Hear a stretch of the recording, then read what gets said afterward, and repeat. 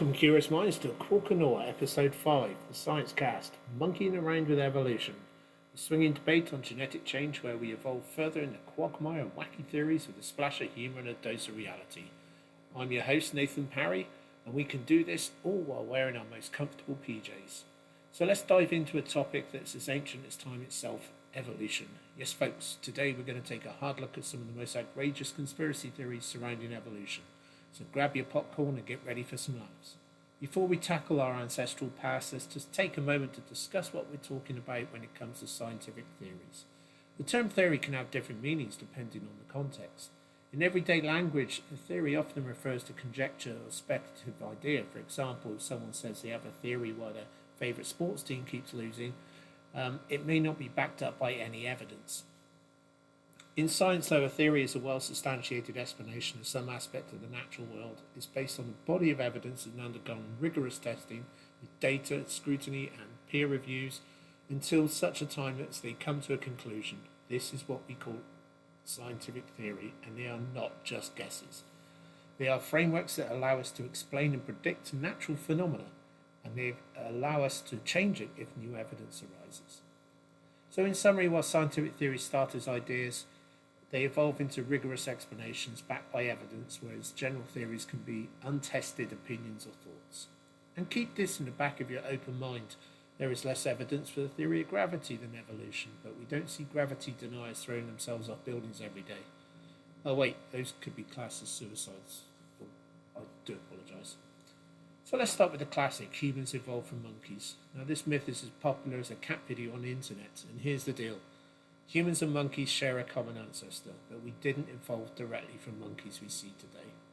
Imagine trying to convince a monkey he has a cousin working in an office 8 hours a day. Hey Charlie, I know you love swinging from trees and throwing poo and all that, but do you know your cousin Bob is sitting at a desk filing tax reports? The next conspiracy we're tackling is that evolution is just a theory. Well, it is, but it's a scientific theory, as we explained earlier. So if you want to test gravity, for example, go jump off a chair. I mean, don't blame me if you hit the floor, but that's what a scientific theory is. And here's one for fun. Dinosaurs and humans coexisted. This one makes me laugh every single day.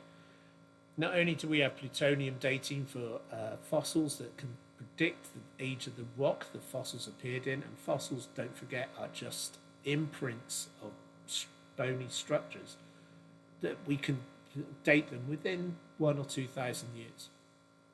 So our ancestors, and the oldest fossils for our ancestors are 250,000 years old. And Homo sapiens have been around for around about 30,000 years. So when it says we have a fossil 65 million years old, that's nearly 64.7 million years between the last dinosaur and humans. Now, I have a wedding ring my wife has very kindly bought me that contains a meteorite that's 200 million years old, and Velociraptor DNA that's 80 million years old, and T-Rex DNA that's 65 million years old. This has all been verified by the Smithsonian Museum and scientists who use plutonium dating to date the rocks. Now, think about that. Velociraptors and dinosaurs, T-Rexes, did not coexist together. So the theory that humans and dinosaurs coexisted is even wackier than Jurassic Park itself. So I don't think you're going to be seeing any dinosaurs at your barbecue this weekend. And the whole evolution is too slow to be real. Evolution can happen within 20 minutes. E. coli, for example, can actually evolve antibacterial resistance within 20 minutes because of replication. There was a species of finches on the Galapagos Islands, the famous Darwin's finches, which are still there, were able to evolve different beak shapes within 2 generations. And for a finch, that's about 8 months in human terms, because of a drought that happened in the 1980s. And we studied this, and we've got the evidence for this. And also fruit flies. You have a new flavour of jelly, and it's just sat out on the counter, and the fruit fly lands on it and starts eating it, and they're buzzing around in no time, saying to their friends, "Have you tried the new key lime flavour? It's awesome." Now let's address the famous or infamous missing link theory. Some claim evolution is a hoax because we haven't found every single transitional fossil. Well, we sort of have, And whale evolution, for example, is one of the most complete fossil skeletal records, along with Homo sapiens. So there is no such thing as the missing link, so to speak. We have pretty much every single fossil from the first time our ancestors stood up on two legs to the time you are now listening to this on your MP3 player or your iPhone on the way to work in your office filing taxes. So there you have it, evolution conspiracies debunked. Oh, one more thing. Let's just tackle the God debate that he created everything in 7 days. Look, I love a good creation story as much as the next person. Consider this. If you had a week to create everything, would you have seriously created a duck-billed platypus?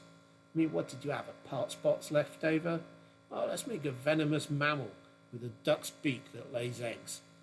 Yeah, here's a giraffe, here's a dolphin, and good luck with the platypus. Also, don't forget that people bring up, creationists especially, bring up the fact that our eyes must have been designed. I want to have a word with that designer because my eyes are shit. They literally can only see 3 wavelengths of light, red, blue and green. I have to wear glasses to read the script I'm reading right now. And let's be honest, I couldn't see a mouse 200 meters away, even if I tried. I'll be lucky to see a mouse that my cat's caught. So all around us, the animal species have much better designed eyes than us. And if we are created to be in the same as God, then I've got some questions for him if I go up there. So there you have it. Evolution conspiracies debunked with a bit of humour. Remember, this is just for fun. Be curious, look up your own evidence, and just remember you're looking right at the evidence and not listening to your uncle who still thinks the earth is flat and his aunt and your auntie's not having an affair with the milkman.